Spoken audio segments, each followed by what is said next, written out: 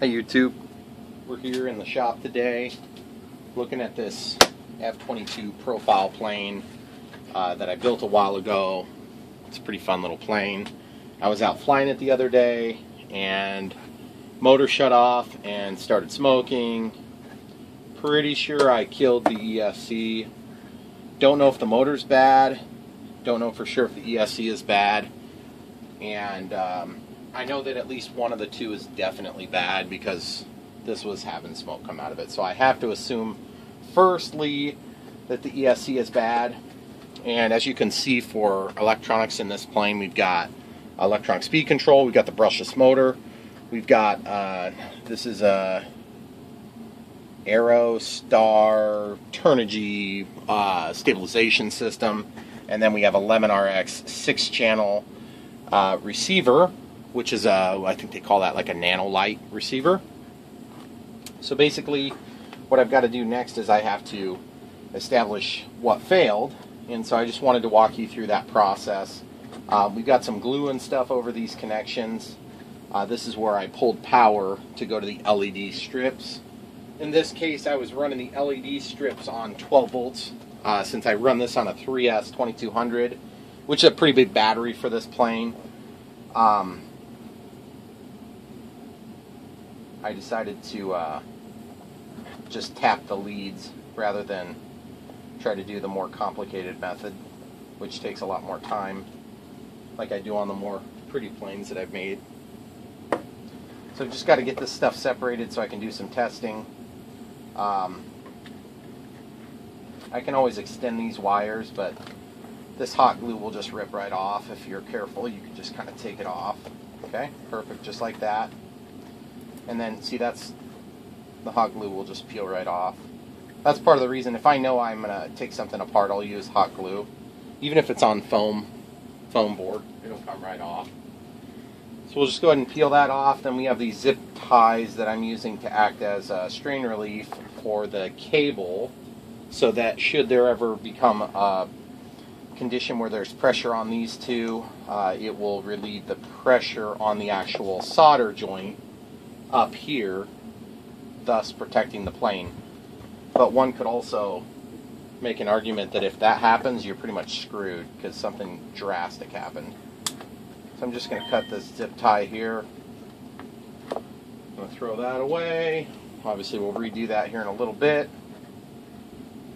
But the idea is we just want to get down to the brass tacks. You don't want to have a bunch of interference and, you know, other electronics involved.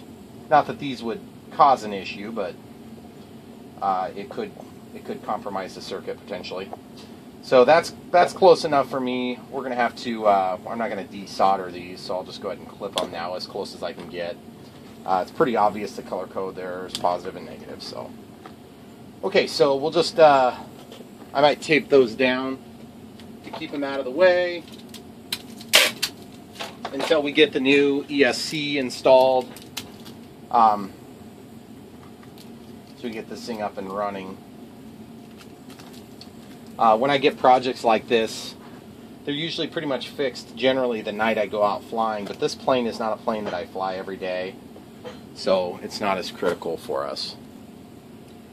Alright, so if I were to just kind of lift this up, there's just tape and glue holding it down. The only problem is, like, this foam board happened to have a paper coating on it, so it's going to rip some of that off. And unfortunately, it looks like I probably put down the ESC first, so I've got a little bit peeled up. So you see how that kind of did that. Not so great, but whatever. Okay, so obviously we're not going to need this wired into the receiver, so I also glued the wires for cable management reasons. So I'll just separate those wires and then take and throw out the glue and the tape. And you can see I've got one zip tie here binding these wires together for neatness. Obviously that doesn't need to go into the stabilizer, so it just comes straight in, and you can see on the way that I put one strip of hot glue on there so that none of the wires can easily pop off of the receiver. So I can actually take that and just grab the one lead and just pull back on it, and it'll pop out, but you got to pull fairly hard. Okay, so then I can take that out, and you can see the motor, one of my motor leads popped off. So it looks like I was, yeah, so it looks like red to red, black to black, and then blue to blue. I must not have blue heat shrink of the size. Okay, so what we can do first is we can visually inspect this before we hook up a battery and cause a stink fest in here, because that's what you get when you have an ESC that goes bad, is it'll just blow smoke everywhere. So, and I had a piece of foam board here that I use as backing to kind of lift it away from the top of the plane. Mostly in case it gets hot. I didn't want it to damage the plane itself. I wanted to put a little bit of separation between it and the plane itself. I tend to think that the motor is probably okay, but there's two trains of thought. You know, the ESC either caused the motor to go bad or the motor caused the ESC to go bad, and I honestly don't know which one's which yet. So at this point, it's just kind of a crapshoot. You know, what came first, the chicken or the egg? I was flying along. It's not like there was a crash or anything, so at this point, I have to assume that one of them went bad. So I got the hot glue here. I had taped over this. Not really allowing for the best heat dissipation, especially being that it's on a foam plane. There's not really anything for it to sink the heat with other than the embedded heat sink here. And with that electrical tape, yeah, look what happened there, guys. That'll cause them to fry every time. Now again, why did that happen is beyond me. I don't know if it just desoldered due to overheating, or if there was a mechanical yank on there while it was hot. And you can see what's happened there. It's very obvious that the CSC is not going to work wired up this way. Smells like burnt electronics. So what I'm going to do is I'm actually going to take this and open it up. I'm curious to see the extent of the damage. Now, ironically enough, we didn't screw up the BEC at all on this. And how do I know that? Well, because when I was flying, I had full control over the aircraft. Now, I still had lights too, but those are running parallel with the LiPo. So they would keep going regardless of the condition of the BEC. But the receiver would not keep running, irregardless of that condition. So what I'm curious about is, in terms of the robustness of this device, how badly was it damaged? Now, obviously, it wasn't bad. It wasn't damaged badly enough to completely self-destruct. But I'm just going to cut off this heat shrink. I mean, it's kind of nice to get a definitive failure like that, as opposed to, well, is it the motor or is it the ESC? Now, my hope is I didn't destroy the motor, but there's a very good chance I did. Oh, yeah, look at that. Nice little big... Oh, yeah, I think there's your problem right there, guys. So you can see that that component was melting this heat transfer tape. I think that's what that is. Now, the funny thing is, if I clean this off, looks like she's still going to be pretty much screwed up. So if a guy was motivated, he could actually replace this device, and you could probably make this thing work. Now, ironically enough, I have another one here that's of a similar size class, and I'm a little bit tempted to try and actually switch these over. But I don't know if these are the same size. I don't know if those are triacs. But even if they were the same size, I don't know if there's any board damage here.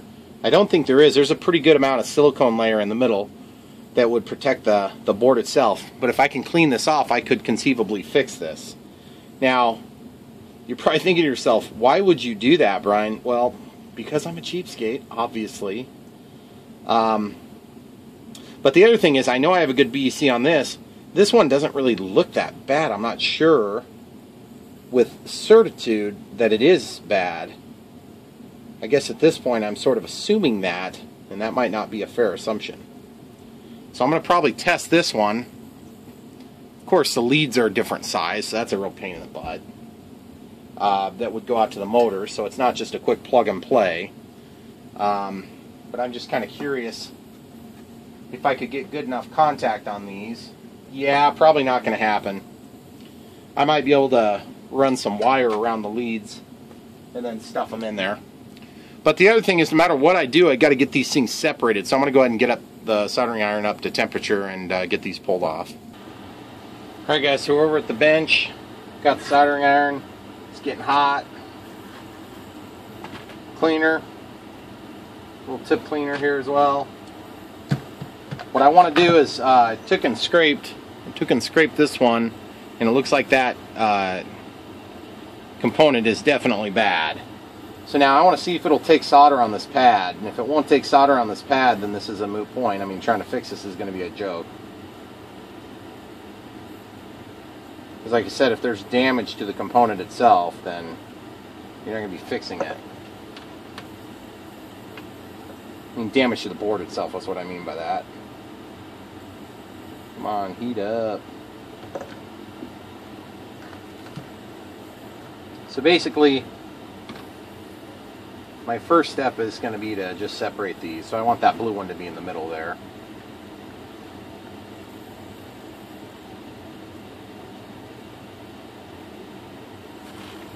As you guys can tell, my soldering iron tip is not very clean or effective. And that's just life in the big city. Alright, so I'm just going to heat this up. If I can get a spot where the solder will branch over there.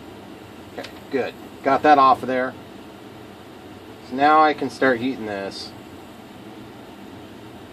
And oddly enough, it looks like I can get down to the pad and I've got a nice clean solder joint there. So it's possible maybe I can actually fix this. So what I need to do now is I need to try to desolder these two contact points, and then of course the heatsink point, which I believe is going to be forest to ground as well. So I guess at this point I'm going to try to heat this up and see if I can get the components to lift. Now the other thing you could do is you could just detach these three leads and use this as a BEC. But just depends on how desperate and how cheap you are. I mean, once it's been caught on fire, most people would just throw it away, but not me. I'm that cheap, guys.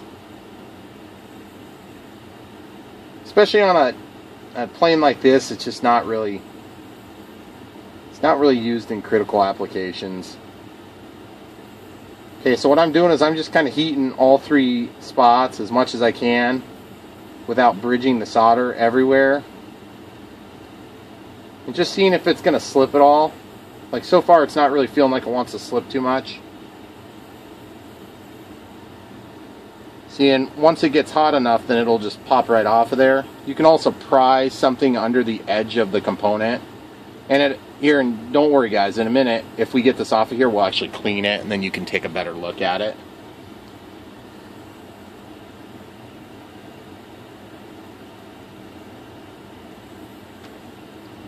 That's one way to get the solder off of there, is just shake it. A quick shake.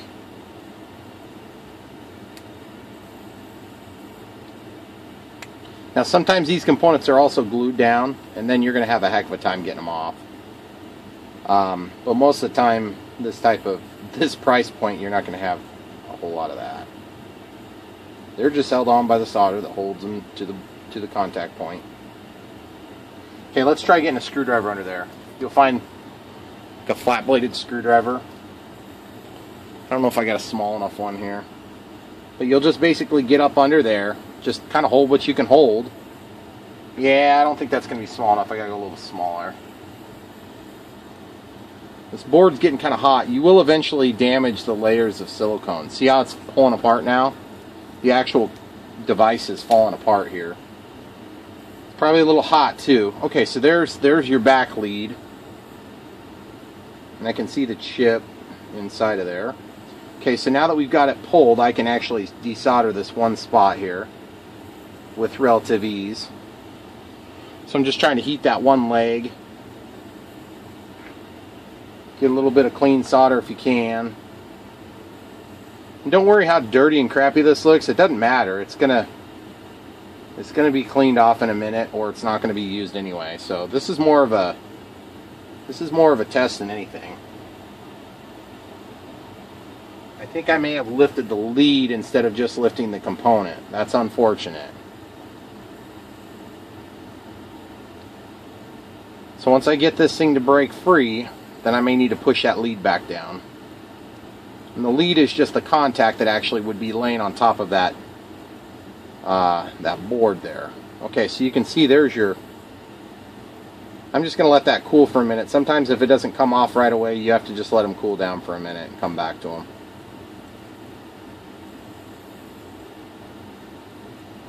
So I'm just letting the heat transfer. Pulling on it, nothing really changed. We're going to try getting a bunch of solder on there so we can cover all 3 spots. Just letting the solder kind of go everywhere. Just don't get it into the other circuits. Oh, okay, good. I lost one of the legs. Okay, so one of the legs fell off. That's good. Now I just need to get the main one off of there. That's one of the legs. The other leg is attached right here, and it's actually it lifted the... See if we can get that to fall off now. Come on.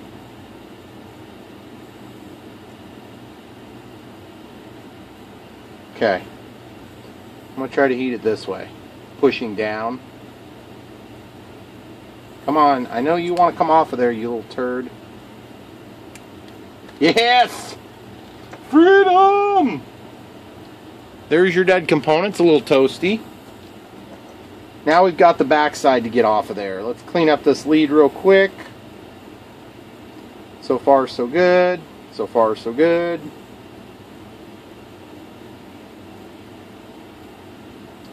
Once we heat this for a second, then it may want to pop off on its own, or we may need to pry it off mechanically. I'm not 100% sure how that's going to work yet. Obviously, the more you heat this thing up, the more you deteriorate its potential performance.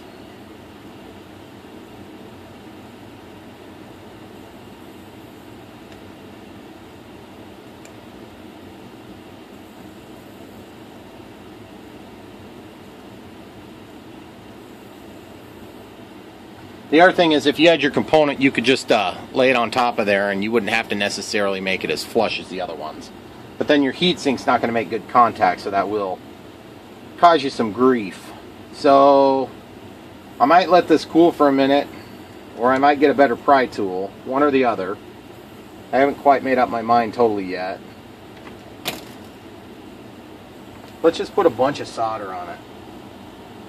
Solder will transfer the heat to the points that matter, because I can't necessarily see, and it doesn't matter if I can see, you see?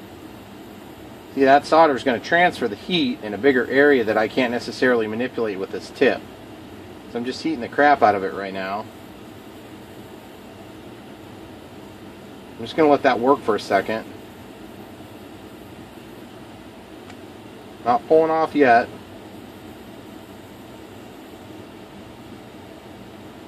And so don't be super worried about damaging the components over here. You do need to have that in the back of your mind, but they should be electrically separated. Except for the ground, so you are going to have a certain amount of heat that gets transferred over there, obviously.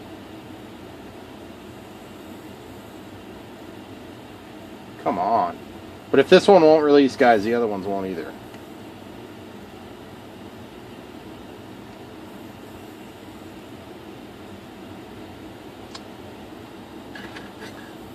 Okay, I'm going to let that cool for a minute so we don't totally destroy the board.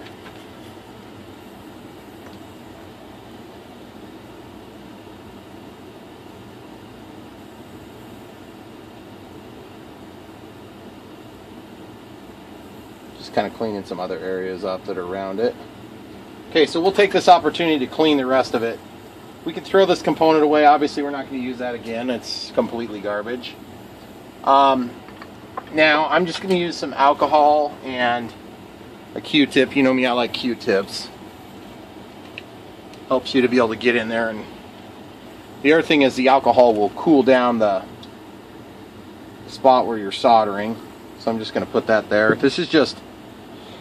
This actually isn't the product I'm using. It's just I use the medical grade stuff. It's a lot cheaper. So don't make fun of me, people. I'm a cheapskate. Okay, so we're just going to clean this and see how it looks when it's all clean. This is really where you're going to get a good idea as to how much damage was really done to the board itself. The backside still looks fine. Now obviously there's some flux and different things from the solder that have spread and got everywhere, and that's normal when you're trying to desolder stuff. So this thing's still pretty hot to the touch.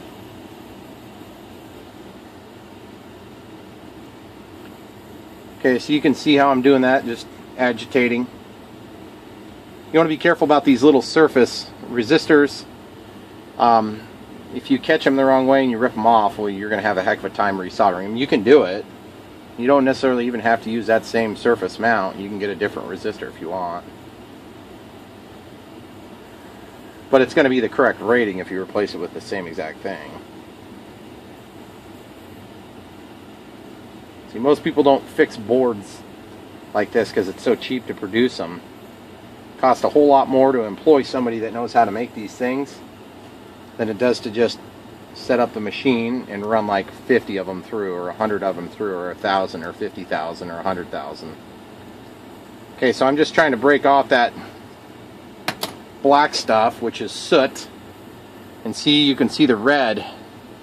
The red is coming through. That's good. That means that we didn't make any burn marks all the way through to the stuff underneath that matters. So, and I'm just kind of very sparingly scraping this, because if you scrape through that, then you'll expose some things you don't necessarily want to expose. Yeah, it's looking pretty decent, actually, surprisingly. Now, the other thing, too, is, if I'm not mistaken, you could use this as a brushed motor ESC right now. But I'm not 100% sure on that. I would have to try it, because this will act as just a regular ESC. Yeah, looks like this whole contact pad, it goes from this leg into the middle, skips underneath, and goes up to this part, the heat sink, and then they must be common together, or that just might be because of the way I was soldering. Let's clean our tip and get in there and get a better view at it.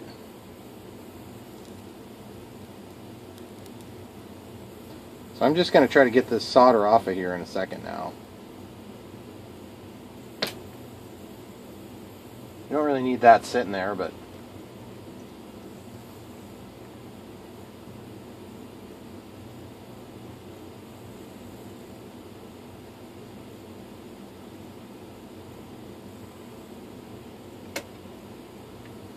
just shaking the solder out.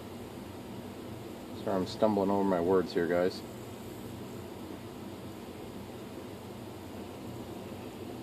You just got to get the heat in there. It's just not wanting to release. Once it releases, it's just going to shoot across the room, probably at your eye. If you're fortunate enough to have safety glasses on, then that will protect you. Of course, I don't. I probably should get some safety glasses, though. That'd be a good idea. I like 47 pairs right here. Kind of reminds me of the way it was coming apart on this. Looks like we delaminated from the board a little bit. I'm going to put some safety glasses on. That's always a good idea. Safety third, guys. Don't forget, when you're doing these projects, make sure halfway through you start using the safety precautions. Okay, so that's where the heat seems to want to penetrate best.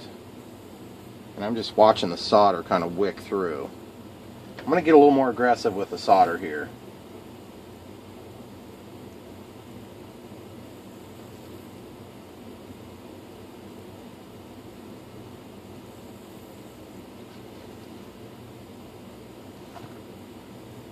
Now this board is going to get hotter than it has been.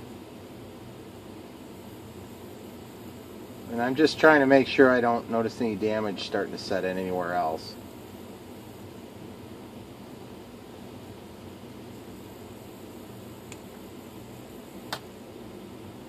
Well, it's just not wanting to come off, guys. I wonder if it welded itself together when it failed, which is always a problem.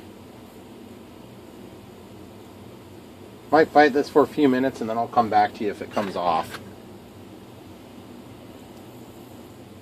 Okay, so I can't get that component to release. I'm not going to waste any more time on this component coming off. So what I'm going to do now is I'm going to test this to see if it'll work as a brushed ESC, which would be kind of nice because I might use it for one of my kids' radio-controlled cars. And then I can switch this over to more current electronics and stuff like that. So I'm going to pause it and we'll get something to test this with. Alright, so the first part of this test is going to look a little something like this, using a crappy battery I don't care about. I'm going to plug this thing in and we're going to see if it catches on fire. And I've got some precautions made. One is that I've got an exhaust vent going, you guys can't see. It's over here. So that'll take the nasty, stenchy air out if we have a problem. And then secondly, I'm going to be working over my soldering tray here. I'm just going to make a little bit of room for it, so that if it truly does catch on fire, then I'll be exhausting the air. And I'll probably throw some gloves on just to be on the safe side. That's how much confidence I have in my own work, guys. It's pretty high up there. But we'll get that done, and then we should be able to find a receiver and test the rest of the operation. So first things first, we need to find something to stop conduction between all these little components. Okay, so we're going to do that, and then I want to have this laid so it'll stay put. And I also have a fire extinguisher nearby. So we'll just try this real quick.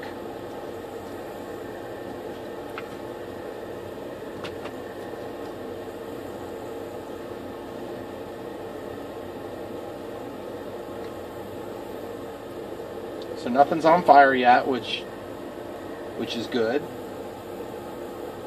Of course, I picked a already puffy LiPo, so it's hard to tell if the dang thing is puffing worse. It's not puffing. So now the only thing I can do is basically test voltages, and then the next step, of course, would be, okay, so there's 20 volts range. Well, what the heck, we'll go up to 200 just to be on the safe side. So basically I just want to see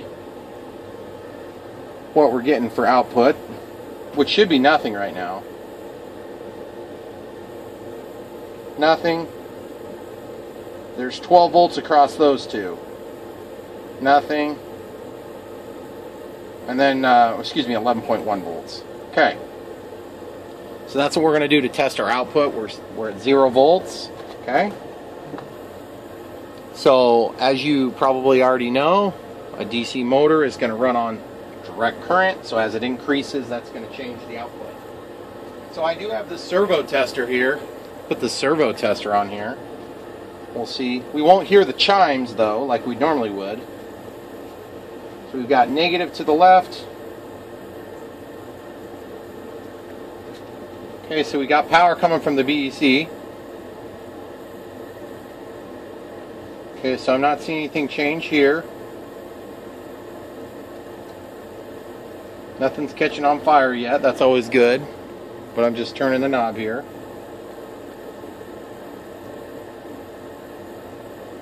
Okay.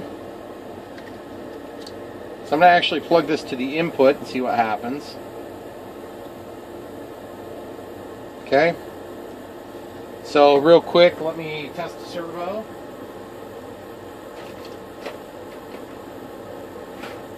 Got this servo here. Nothing special about that. It's probably got an issue, but it'll at least tell us if it's moving.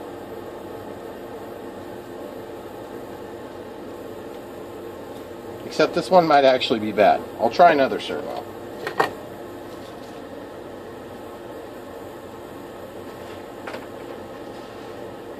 Here's a servo. A Metal Gear servo.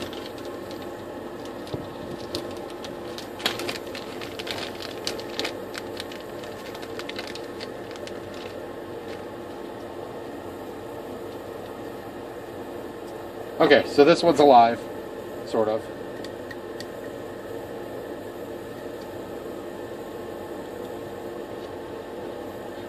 Alright, next step.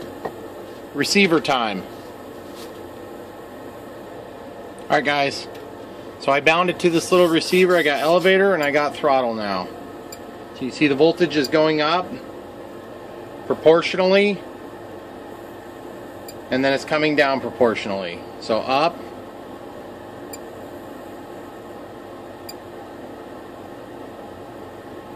and actually I don't think it's going up and down proportionally, it's just going on and off. So curiously enough,